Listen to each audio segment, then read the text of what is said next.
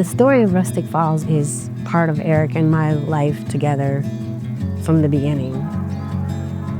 We went on our honeymoon and saw this campgrounds and thought it would be so cool to run something like that. It was always our dream to have a youth camp. Always something we talked about if we won the lottery or, we ever had the opportunity.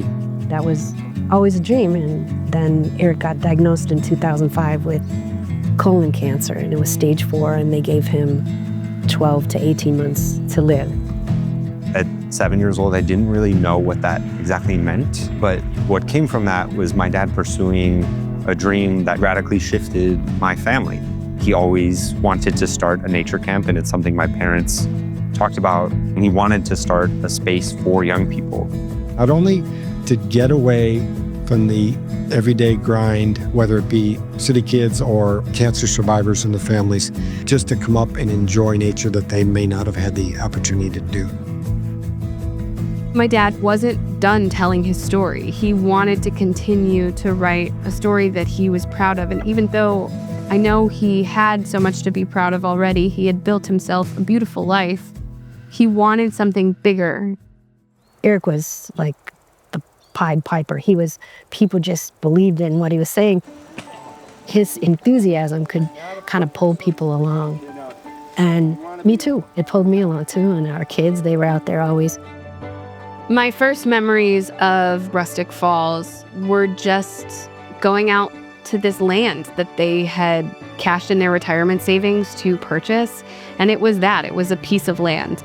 Deanna and I decided to let's see about purchasing the cobblestone house across the street and make that into the camp. Getting the cobblestone house was a game changer for the camp. Family, friends, community members, they came together and offered all different types of skills and talent and time and labor.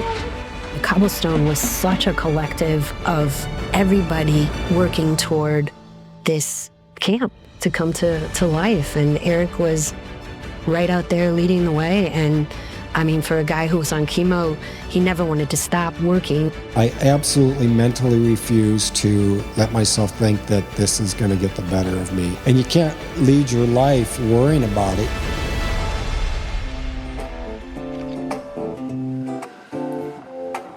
I know a place where the door was always open. October of 2010, we opened. This is kind of an informal dedication today as well as our annual event. And we had this huge celebration. And it was beautiful. It was just like this day of victory. Cancer has enough days of non-victory, but having this day of victory that wasn't about the disease, it was about the power of humanity. My dad got to experience Rustic Falls open for 4 years before he died in 2014. Losing him was heartbreaking, but having Rustic Falls is a gift. My dad was very much a catchphrase guy. One of his favorite sayings was, always leave a place a little better than you found it. And I think that's something he set out to do and something he definitely did. A space for everyone, for anyone to access, whether that's a high school group of students up for a day or a Refugee One visiting for an overnight in the winter or Hope Junior visiting for the darkroom retreat or a family struggling with a cancer battle. All of these things are what Rustic Falls is for collective care, for community, and for just being human. As a little kid, finding out your brother was diagnosed with leukemia, it's not really something you understand right away.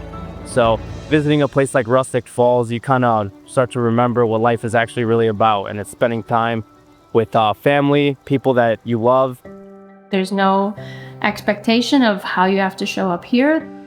Everyone can just live to their fullest self out here and discover different parts of themselves.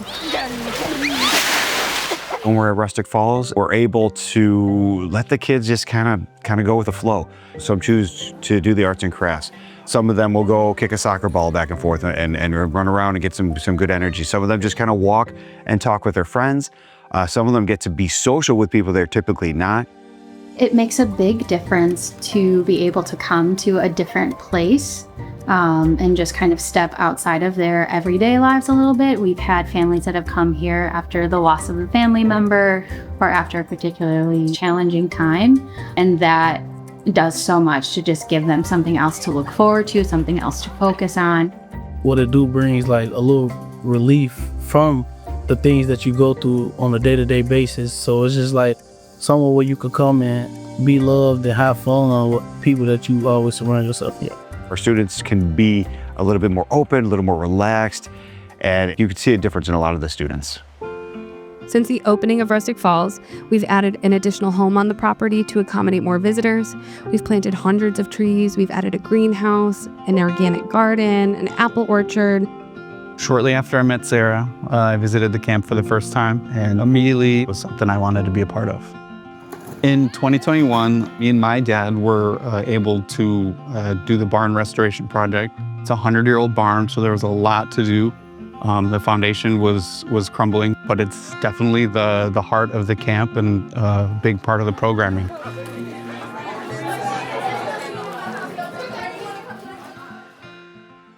I think the magic of Rustic Falls is that it doesn't matter what somebody is going through. There's something in Rustic Falls for everyone.